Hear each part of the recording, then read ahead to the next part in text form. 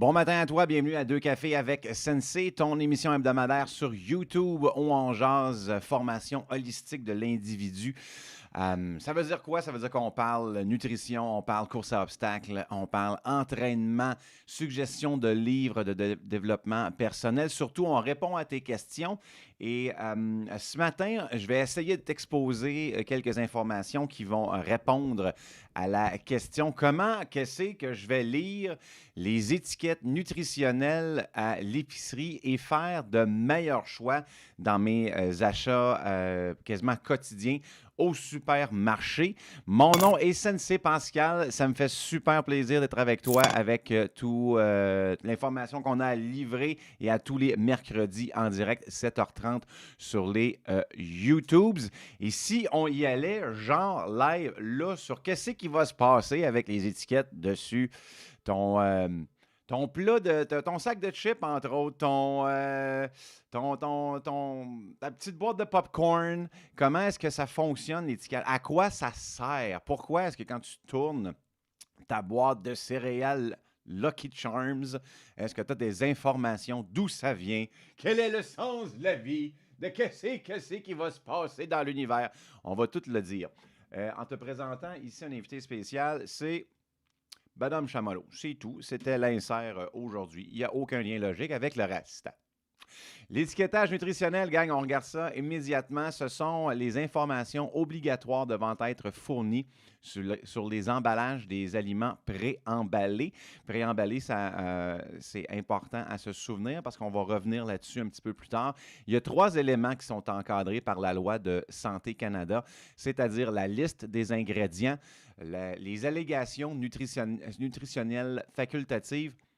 J'ai mon dentier, je te jure. Je vais l'avoir correct d'ici la fin. Allégation nutritionnelle facultative. Bravo. Bravo. Pascal, tu l'as eu. Après un café et à peu près 1/8 de mon excellent café, Mademoiselle Café, c'est quand même pas si pire. C'est quand même pas si pire. Les consonnes, les voyelles se placent une à une. Les trémas, ça ira à demain.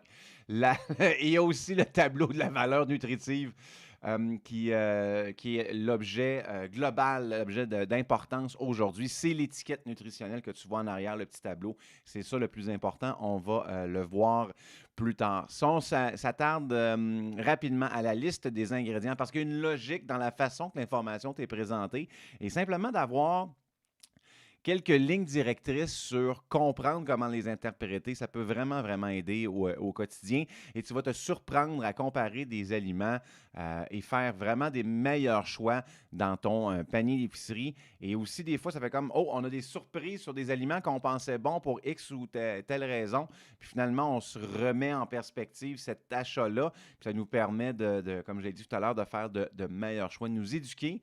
Et globalement, qu'on puisse faire des choix plus responsables, plus adaptés à nos besoins dedans. Quand on s'en va à pisser, quand on s'en va, as-tu besoin de bas, là? Non, c'est pas la bonne place, ça. Ça, c'est Walmart, c'est tantôt, ça. Donc, la liste des ingrédients que tu vois sur tous les emballages, il y a un ordre là-dedans, c'est-à-dire que c'est présenté en ordre décroissant de poids. La plus grande quantité est au début. Donc, quand tu vois dans la liste des ingrédients, 2 points. Sucre, c'est de ça qu'il y a beaucoup. Ouais, mais mes céréales, tu as marqué de blé. Mais marqué de blé, prétendre que c'est fait de blé, il faut vraiment vérifier. Le marketing de l'agroalimentaire est quasiment un fléau, pas juste environnemental, mais je pense de société, de consommation. Il faut aller au-delà de cette belle image de pirate qui te regarde avec un clin d'œil et qui fait qu'à un moment donné, ben, finalement, j'ai acheté mes Capitaine Crunch. Il y avait le joie à l'intérieur. Ça, par exemple, pour le faire un exposé, ça vaut-tu la peine? Tu sais, la petite bébite qui faisait des... Tu peux tourner avec, puis elle collait sur le mur. Ah, on a 40 ans. Les jeunes, ils ont ça encore ça, les jeunes, les petites surprises dans une boîte d'un boîte de céréales. C'était ça, c'était les surprises d'un boîte de ça, puis les mini-boîtes de céréales. Je ne sais pas comment ils font, mais je pense que c'est universellement reconnu que c'est meilleur. C'est meilleur au goût dans les petites boîtes. Je ne sais pas pourquoi. C'est parce que la concentration dans le fond du lait. Et le lait à la fin, ça fait la cuillère. Ah, quand il était petit. Et des Fruit Loops. Ah, c'était meilleur la des petites boîtes. On vient à la liste des ingrédients.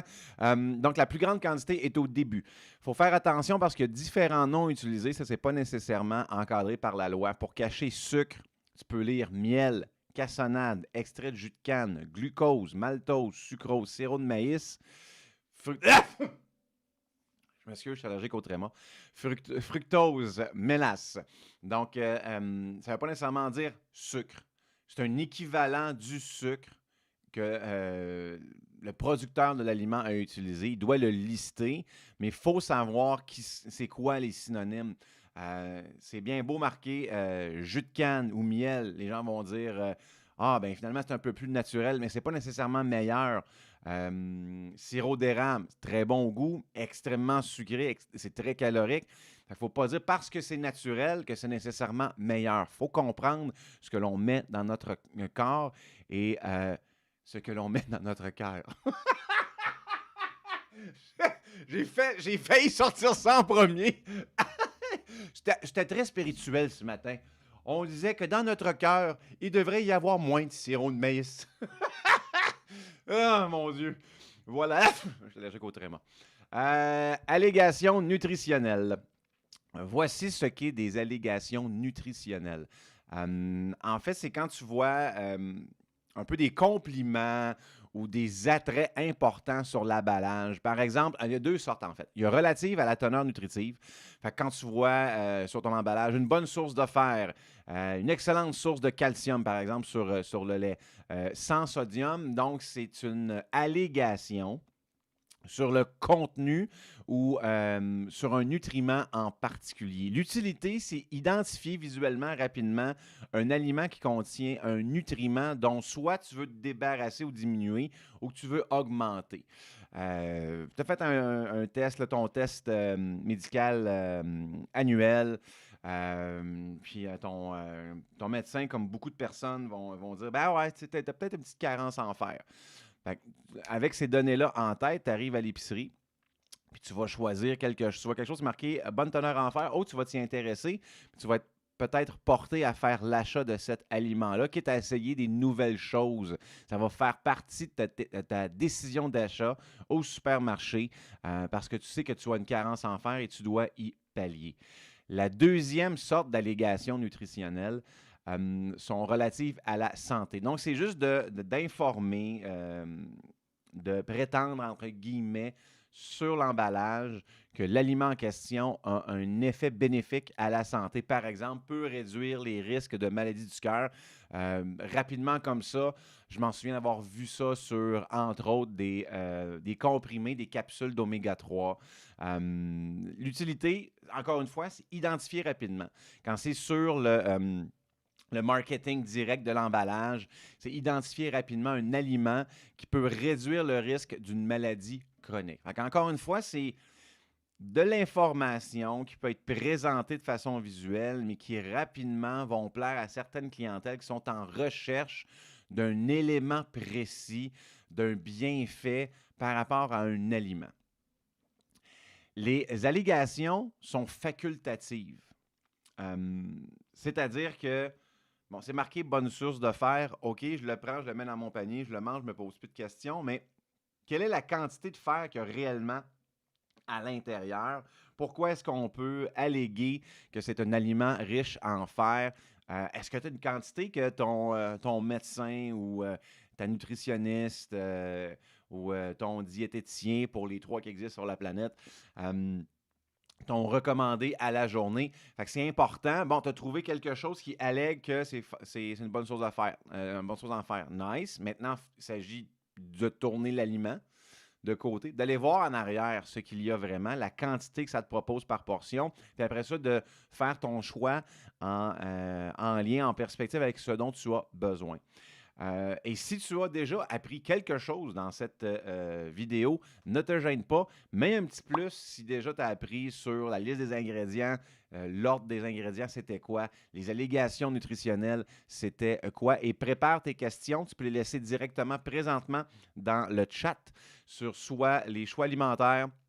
Si tu as à me poser des questions sur le fitness, mise en forme, exercice, course à obstacles, Suggestion de livre, vas-y. Les questions sont tout le temps ouvertes à tous les sujets et ça me fait tout le temps plaisir de les lire et d'y répondre. Ce qui est le gros de notre discussion ce matin, c'est le tableau de la valeur nutritive. Personnellement, c'est ce que j'utilise pour faire mes choix à l'épicerie et surtout faire des comparaisons. Je m'en sers beaucoup pour comparer les produits, me faire une image euh, claire de ce qui est prétendu par l'emballage. Parce que souvent, ça peut être... Tu sais, par exemple, je te donne un exemple rapide. Souvent, dans le rayon des produits bio, je sais pas si vous avez remarqué, il parle comme un humoriste. Je sais pas si vous avez remarqué, les croustilles bio et les croustilles dans l'autre allée, ils sont pas pareils dans l'emballage. Vous remarqué? Mais juste le type, je sais pas si c'est du papier ou de plastique ou peu importe, le matériel qui est utilisé ou le fini du matériel qui est utilisé pour ton sac de chips, entre guillemets, ou de croustilles bio et ton sac de croustilles régulières, comment le mât, je sais pas si, je peux te remarquer, le mât est plus utilisé en bio, donc il n'y a pas de fini gloss, il n'y a pas de brillant, c'est plus terre à terre. C'est un moyen de marketing de ces aliments-là un peu plus bio. Déjà, j'allais dire santé, mais ça ne veut pas dire que c'est santé parce que c'est bio. Ça pourrait faire aussi le sujet d'une autre discussion. Mais bio en vient très à l'absence de produits chimiques dans la production de l'aliment. Mais ça ne veut pas dire ce que tu prends. C'est nécessairement un bon choix. Il faut quand même que tu lises en arrière qu'est-ce que ça vaut, c'est quoi la valeur nutritionnelle de l'aliment bio. Ça veut juste dire qu'il n'y a pas de produits chimiques qui sont dans la production d'eux. Mais ton aliment que tu prends peut être hyper haut en sodium, ça peut être hyper haut en gras saturé. Ça veut juste dire que ce que tu vas manger n'a pas d'additifs chimiques. That's it, that's all. Le tableau de la valeur nutritive. Qui est le plus important de ce qu'on parle ce matin. Il est fondé, c'est le petit tableau que tu vois en arrière avec des pourcentages, puis ça, on va en parler dans vraiment pas longtemps. C'est ce qui nous intéresse vraiment particulièrement à Deux Cafés ce matin. Donc, c'est fondé sur une quantité d'aliments indiquée dans le haut. Donc, tu regarderas sur ton étiquette, en haut, il y a une portion. Il y a une quantité que tu peux utiliser pour, et souvent, le même type d'aliment va être pas mal la même chose. Genre pizza congelée, ça va être que ça soit telle marque ou telle autre marque, ça va pas mal être un quart de pizza. Le fromage en briques, ça va pas mal être tout le temps 30 grammes, que ça soit telle marque ou telle autre marque ou telle saveur puis telle autre saveur. Donc ça, c'est quand même assez constant, ce qui te permet de faire une bonne comparaison pour la même quantité, qu'est-ce que moi je reçois. Ça n'indique jamais la quantité qu'on devrait manger. Donc, ça ne veut pas dire qu'une portion, c'est marqué sur ton étiquette, une portion 30 grammes, que dans ta journée, il faut que tu manges une portion 30 grammes. C'est pas ça que ça veut dire. C'est vraiment un comparatif. C'est pour un moment donné essayer de stabiliser les variables comparatives pour qu'on puisse avoir une information intéressante de notre côté.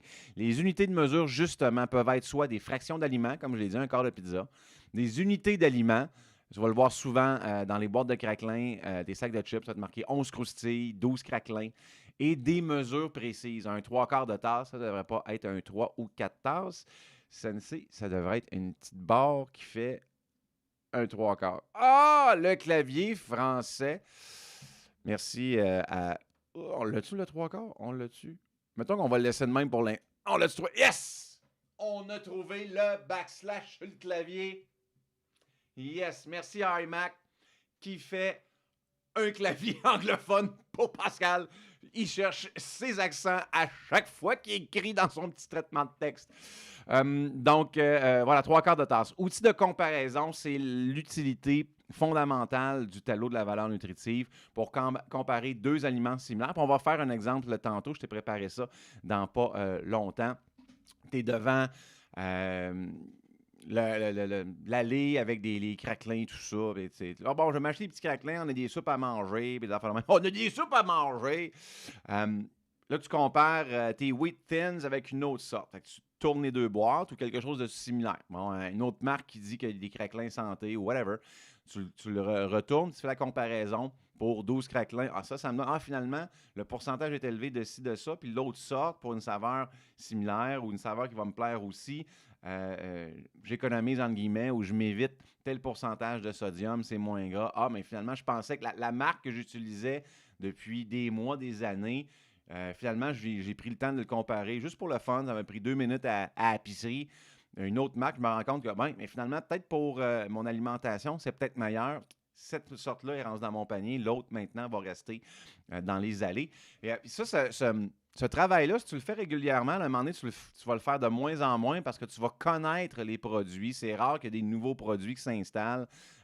C'est aussi très intéressant de le lire. Quand on parle d'allégation, là, quand tu vois des produits qui est marqué léger, léger, ça ne veut pas nécessairement dire que c'est bon pour la santé.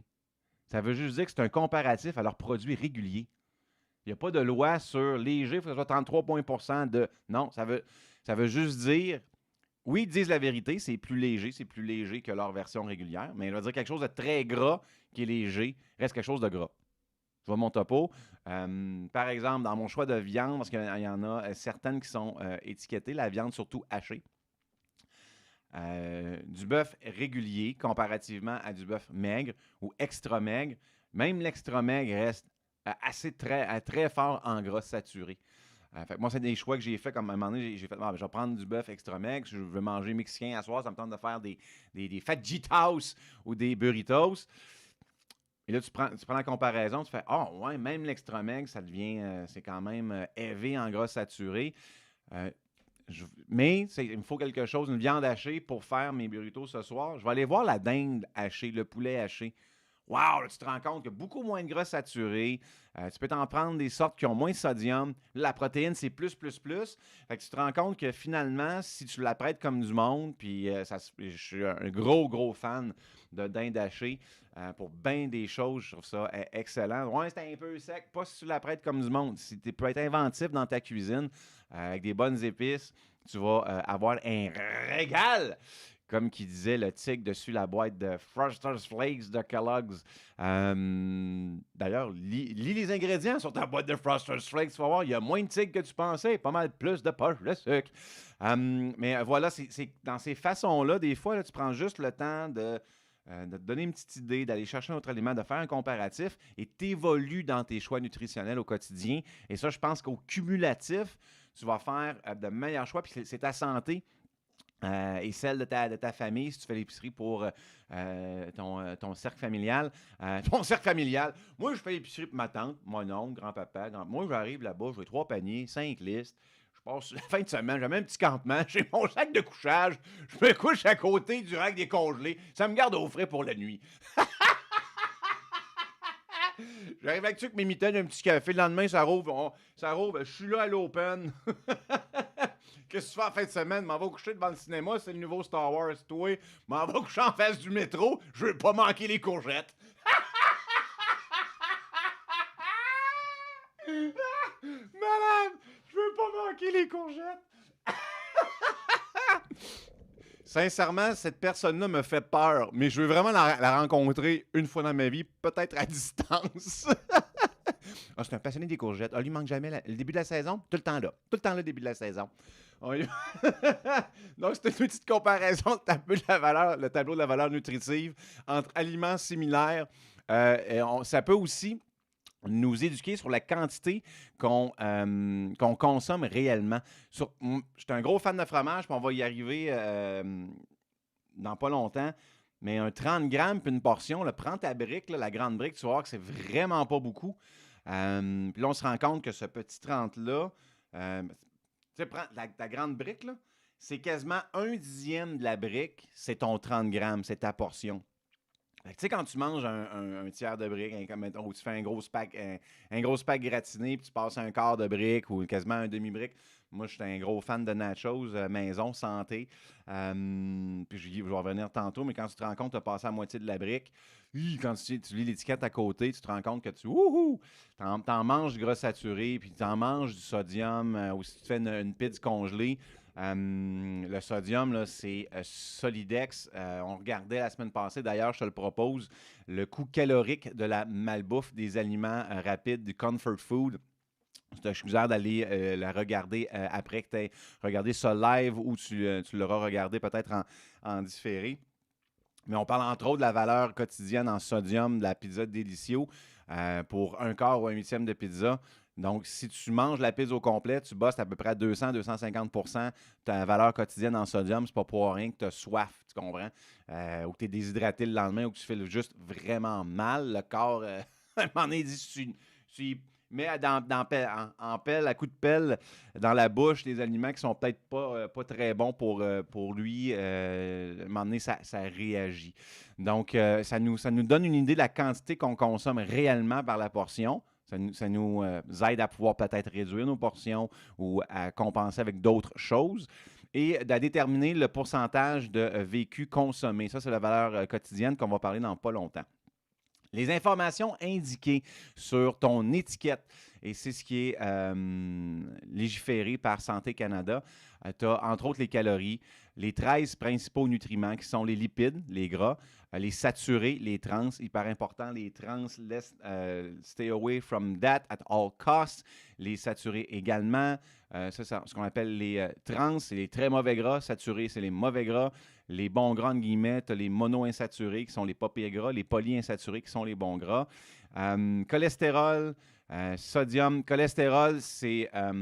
Faut faire attention parce qu'il y a du bon et du mauvais cholestérol, dépendant de la densité. Le high density et le low density, c'est pour faire attention aussi de ce côté-là. On en reparlera une autre fois. Mais faire du cholestérol, ça veut dire que tous les cholestérols sont mauvais. Sodium, glucides. En glucides, on parle de fibres et de sucre. Fibres, good, sucre, bad, protéines, vitamine A, vitamine C, calcium et fer. Mais juste te donner une idée, OK? Je viens de faire un gros workout à Spartan Fit, qui est mon centre d'entraînement fonctionnel avec Obstacle à Sainte-Julie. Tu es le bienvenu pour ton essai gratuit à spartanfit.ca. Tu viens de finir un workout. Fait que ton besoin est différent que si tu prends un snack le soir ou en milieu de journée. Tu sais que tu as besoin de beaucoup de protéines, et un peu de sucre pour bien récupérer. Fait que tu vas te mettre à l'épicerie et tu vas chercher quelque chose qui a cette contenance-là. Tu vas regarder, par exemple, ça me fait quelque chose de rapide. On fait un fin topo. Ça prend quelque chose de rapide. Tu viens t'entraîner à midi. Il faut que tu retournes à la job. Tu n'as pas nécessairement le temps d'arrêter à l'épicerie pour prendre un gros lunch ou, je sais pas moi, un salade shop ou whatever. Ça te prend quelque chose on the go. Fait que tu t'en vas au frigidaire des produits laitiers. Puis là, tu regardes les Let's Go, les petites bouteilles de lait pour emporter. Là, tu regardes Let's Go Sport, puis les produits similaires. Puis là, tu te rends compte, OK, Let's Go Sport, c'est 30, 40 grammes de protéines. C'est ça que j'ai besoin. Ça a un peu de sucre. Wow, c'est cool. Au lieu de prendre, mettons, le lait au chocolat qui est à côté, qui a plus de sucre, mais il y a moins de protéines. C'est peut-être pas le besoin que tu as présentement. Tu as besoin de plus de protéines. Tu as fait la comparaison des deux. J'achète celui-là. À l'inverse, je m'en vais m'entraîner dans une demi-heure, j'ai pas le temps de manger, je me sens un peu faible, ça me prend, je sens que mon flux sanguin, là, j'ai besoin de quelque chose, j'ai besoin d'un boost d'énergie. Tu retournes à l'épicerie, tu vas faire le contraire. Tu ne prendras pas le Let's Go qui a 30-40 grammes de protéines parce que ça va être trop long à digérer puis il n'y a pas assez de sucre. Toi, tu veux quelque chose qui va te donner de l'énergie, qui va augmenter ton niveau glycémique parce que tu t'en vas faire une dépense calorique à l'exercice. Tu vas prendre le lait au chocolat. Le lait au chocolat, peut-être un peu moins de protéines. On en a juste assez pour couper le signe de faim, le signal de la faim si tu as cette sensation-là. Mais il y a assez de glucides pour, en 15 minutes, 20 minutes, être digéré, parce que c'est du liquide, rentrer dans ton flux sanguin et te donner l'énergie, le sentiment d'éveil. En premier, tu es moins faible, tu es plus en éveil. Le sentiment de faiblesse est un des signes de l'hypoglycémie. Et de pouvoir dépenser, de faire un effort plus ardu à ton entraînement. Puis après ça, tu irais prendre un Let's Go 40 grammes de protéines pour la récupération musculaire. Fait que tu vois le topo. Dans ton étiquetage, faire des choix éclairés, ça dépend aussi de tes circonstances et ce dont tu as besoin. Et là-dessus, copain, copine, c'est le temps du deuxième café. Yes! Et ce matin, je déguste avec grand plaisir le café Country de Mademoiselle Café, une brûlerie ici à Sainte-Julie. Salutations à Caro et toute son équipe qui supporte nos initiatives ici à Deux Cafés avec Sensei, live dessus les YouTubes. Et ce qui est cool avec Mademoiselle Café, c'est que tu vas retrouver des cafés, des mélanges de café que tu vas retrouver nulle part ailleurs. C'est exclusif, c'est authentique à Mademoiselle Café. Ce que Caro fait avec son équipe, c'est qu'ils vont importer différents cafés, les meilleurs à travers le monde, des meilleurs producteurs de café, et ils vont faire des mélanges de grains, un peu comme un vignoble expert qui est là depuis des centenaires, où ils vont faire des mélanges de vins. Oui, tu vois les cépages en arrière de l'étiquette, mais la façon qu'ils ont mélangé ça, c'est propre à ce domaine, ce vignoble-là. Ça fait un vin qui est extraordinaire, que tu veux acheter. C'est ce domaine-là, c'est cette région-là. Puis quand j'ai une bonne date ou j'ai un bon souper à faire, c'est clair que c'est ce vin-là que je vais chercher. Mais c'est à peu près le même feeling avec Mademoiselle Café. Quand tu veux un café qui est authentique, qui est original au goût, tu t'en vas là et Caro va te proposer, selon tes goûts, un mélange qu'elle a elle-même avec son équipe conceptualisée. Donc, aujourd'hui, c'est le country. Le country a des arômes, entre autres, de caramel en arrière. Quand on parle caramel, ben, sur le bord de la bouche. Donc, et ce qui est le fun, ce qui est le fun, c'est que tu as un tadam! Spartan Fit 10% de rabais sur ton prochain achat. Il est passé trop vite. Attends un petit peu, Gabin. Il revient. Spartan Fit 10. Tadam! 10% de rabais à la boutique virtuelle de Mademoiselle Café. Elle livre à la grandeur du Canada, que tu me regardes présentement à Montréal, Québec, Gaspésie, le Manitoba, même au Nunavut. Caro va mettre son anorak, elle va te porter tes grains. Non, elle va peut-être payer pour roulateur pour aller te le porter, mais tu as quand même ton 10% de rabais. Donc, choisis ton mélange country right now avec le code promo SpartanFit 10 pour économiser 10% sur les excellents cafés Mademoiselle Café, dont je prends la tasse avec grande fierté à tous les mercredis matins sur les YouTubes. On revient à notre valeur quotidienne après ce deuxième café bien célébré. Qu'est-ce qu'il y a à la valeur quotidienne importante? Ça, c'est l'information, je pense, la plus déterminante de notre deux cafés ce matin. C'est le pourcentage de la valeur quotidienne que tu dois regarder.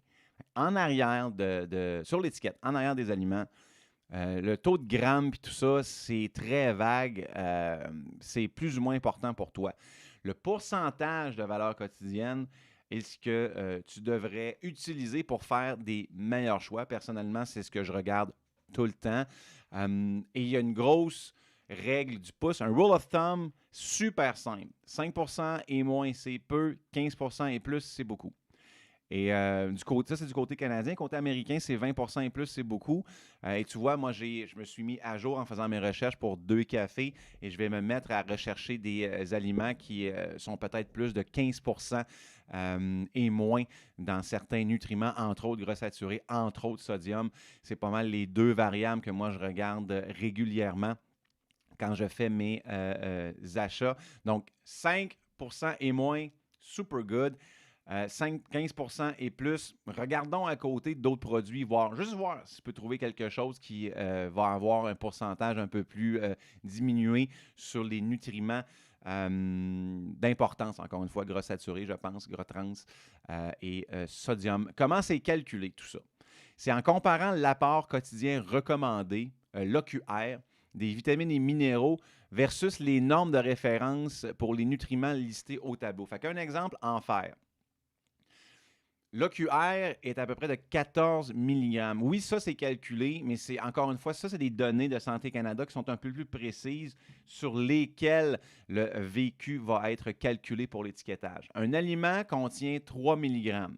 Donc, pour savoir la portion de cet aliment-là par portion, ça représente quoi? Tu divises simple, eux autres, pas nous, mais eux autres, Santé Canada. Eux autres, ils ont fait des études. 3 mg divisé par 14 mg, ça fait 21%. Donc, c'est le 21% que tu vas voir derrière l'étiquette. Et tu vois que là, la perspective est changée. Si tu cherches quelque chose qui est riche en aliments, 21%, c'est bon. Tu comprends? Donc, 14% et plus, c'est beaucoup. Ça ne veut pas dire que c'est mauvais. Ça dépend de ce que tu recherches. Moi, personnellement, parce que je prends de ma multivitamine, parce que je suis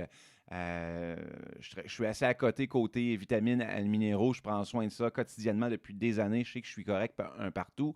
mais les données que moi je regarde, c'est gras saturé et sodium. Fait que pour moi, c'est les 15 et 20 il faut que ça soit moins que.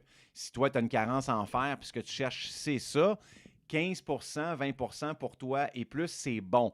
Donc, il faut savoir ce qu'on recherche, il faut savoir ce qu'on regarde et faire ses choix de façon logique à tes besoins. L'utilité, donc encore une fois, c'est de comparer deux aliments similaires. On revient là-dessus depuis tout à l'heure, mais c'est tout le temps la comparaison entre les aliments par portions similaires et faire des choix éclairés. Faire des choix éclairés, c'est pas mal notre mission à deux cafés avec Sensei. C'est pas de faire la morale, c'est pas d'être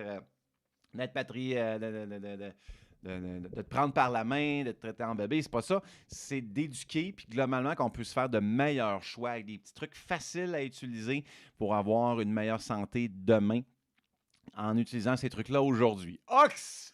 Bien dit, donnez-moi mon chapeau, des mille déligants et une tisane à la luzerne. Donc, ça ne vise pas à calculer la quantité totale d'éléments nutritifs consommés dans la journée. On parle ici de la valeur quotidienne parce que les légumes, les fruits, les volailles, fruits de mer, les viandes crues ne sont pas étiquetés. Donc, ça ne fait pas partie de la loi. Fait que pour toi, de calculer toutes les choses, ça va être difficile. C'est vraiment de faire un choix aliment par aliment. Grosso modo, se garder ballpark sur le sweet spot. Ça aide à choisir des aliments riches en nutriments recherchés, on en a parlé plus haut. Quand tu as besoin de fibres, protéines, ça va t'aider énormément. Aide à choisir les aliments faibles en nutriments à éviter.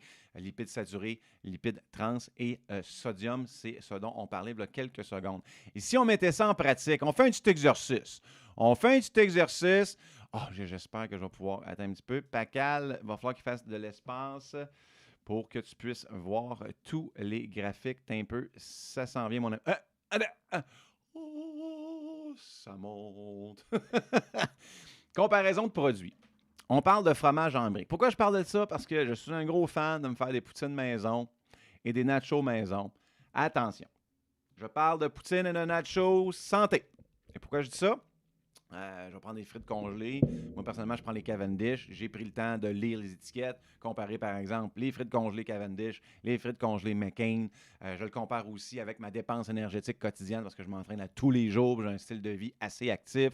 Je vais prendre une sauce avec 25% moins de sodium. Je vais prendre de la dinde hachée pour faire ma garniture par-dessus parce que quand j'en fais une d'homme, là. J'en fais une de Sensei. C'est la poutine à Sensei. Sérieusement, le dinde haché, assaisonné, plein de poivrons coupés en petits cubes, avec une sauce aux trois poivres, puis un fromage dont on va discuter là. Oh, oh, oh, oh, oh. C'est de la poutine de champion. Puis, regarde, pour mon nacho, ce que je vais prendre des croustilles bio, sans sel, avec préférablement une salsa bio. Je vais rajouter du tabasco dedans parce que moi, j'aime ça quand il y a du feu qui me sort de la bouche. Je vais rajouter soit encore de la dinde hachée ou de la dinde en tranches ou des fois, ça va être même du tofu. Le tofu unisoya, épinards et jalapeno, j'adore. On a aussi du simili. En fait, c'est pas simili-bœuf, là, mais un remplaçant. Mettons du soya comme à hacher, saveur mexicaine. Ça aussi, c'est un produit, un go-to. Encore une fois, plein de poivrons à l'intérieur. Fait que tu vois, on est capable de faire du comfort food santé. C'est plus ma portion qu'il faut que je check dans ce temps-là parce que je suis comme bon. Ça, c'est plus mon péché mignon, c'est plus la quantité, c'est pas la qualité. Mon ex, ça me disait ça. OK, donc fromage Petit Québec, mozzarella, tu vois, régulier versus léger, juste pour faire une comparaison. Donc, à gauche, tu as le 30 grammes, c'est un cube de 3 cm, donc 30 grammes, c'est le dixième de ta brique, versus à droite, la version légère. Donc, tu vois, du côté des lipides, pour la version régulière, on a 11%. Et du côté léger, 7%. Fait que tu as déjà une économie de 4%. Où c'est vraiment intéressant, c'est du côté des gras saturés. Puis tu vois que le grammage, entre guillemets, la quantité en grammes, des fois, pour la différence de pourcentage, c'est pas nécessairement relatif parce qu'on passe de 5 grammes de gras saturé pour le fromage mozzarella régulier à 3,5 grammes de gras saturé pour la version légère. Fait qu'on dit, 1,5 grammes, c'est pas beaucoup. Mais si tu regardes du côté du pourcentage de la valeur quotidienne, on part de 28 qui est le double de ce qui devrait être bon, 15 et moins égale bon, à 18 pour le léger, ce qui peut être pas pire si tu checkes ce que tu manges. Tu as 10 d'économie en valeur quotidienne versus 1,5 g d'économie pour les gras saturés. C'est très intéressant. Le sodium, on passe de 10 à 8. C'est pas grand-chose. Le calcium, surprenamment, dans la version légère, tu en as 4 de plus. Et si tu sais pourquoi, laisse-le dans mes commentaires. D'ailleurs, tu peux répondre présentement à la question du jour, à savoir, est-ce que tu utilises les étiquettes nutritionnelles? Comment tu les utilises? Laisse-nous les commentaires, laisse tes suggestions, tes trucs dans les commentaires ou dans le chat. Présentement, tout le temps le fun de te lire. Et si je compare ça avec le fromage qui peuple mes poutines et mes nachos santé. Tu vois, du côté des lipides, en plus, on enlève le côté que Allegro, le fromage Allegro est sans lactose. Donc ça, je pense que c'est un argument. Je vais essayer de l'enlever pour la cause parce que c'est sûr que quelqu'un qui est intolérant au lactose va prendre du Allegro. Quand on dit allégation nutritionnelle, c'est ce dont on parle. C'est presque un go-to. Tu es presque exclusivement, tu peux juste manger du Allegro parce que tu ne tiens pas le lactose. Tu comprends? Donc, je vais enlever cette chose-là dans la comparaison d'achat. Si on regarde vraiment juste la valeur nutritive ou la quantité de nutriments qu'on retrouve du côté du gras, on a passé de 11 à 7 et on s'en va à 3 du côté du Allegro. Pour les saturés, on a passé de 28 à 18 à 11. Donc, tu vois qu'à 11, l'Allegro, on disait 15 et 15 et plus, c'est beaucoup. Donc, on est dans un range vraiment acceptable. Si du fromage va rester du fromage, ça va rester. Il faut qu'il y ait une once de gras, ça ne peut pas commencer à être du sable, ça c'est normal. Mais quand tu as vraiment un binge ou tu veux faire un aliment gratiné ou whatever, peut-être que le Allegro peut être un meilleur choix. Du côté du sodium, on a passé de 10 à 8 à 9, c'est pas mal pareil. Du côté du calcium, surprenamment, et ça, si tu le sais, la raison, tu peux me le laisser en commentaire ou sur mon Twitter, @sensepascal, sur nos IG, @spartanfit.ca. Pourquoi que les versions de plus en plus légères ont plus de calcium. Donc, ça, je serais vraiment intéressé à savoir pourquoi.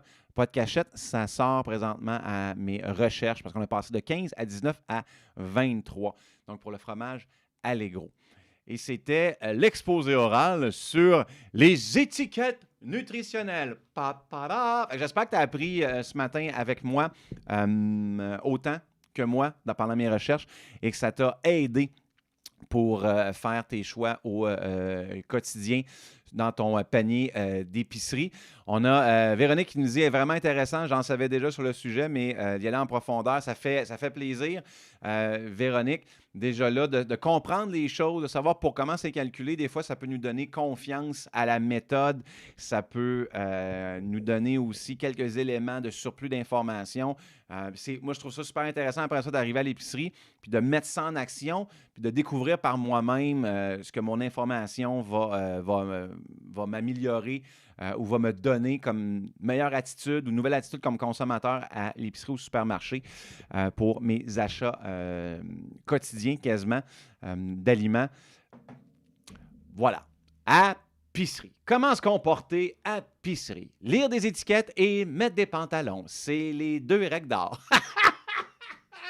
Si tu as aimé la vidéo aujourd'hui, je t'ai diverti un peu en t'éduquant humblement. N'oublie pas de laisser un pouce sur la vidéo si tu veux avoir toutes les vidéos en premier, être notifié quand on s'en va live, quand on met des nouvelles vidéos, parce qu'à part 2 cafés avec Sensei, on te pose des vidéos sur mes aventures de voyage, sur des trucs d'entraînement, des trucs pour les courses à obstacles. C'est vraiment très complet, notre chaîne YouTube. N'oublie pas de t'abonner, mais d'appuyer sur la cloche également pour recevoir les notifications directement sur ton appareil préféré.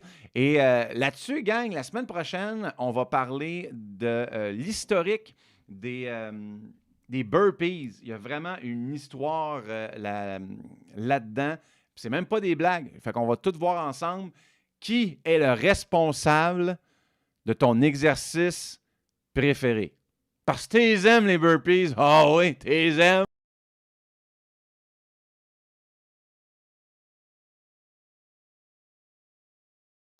How I started in OCR. Yeah, Well, there you go. I just moved to Bozeman, Montana. It was December 2012. I moved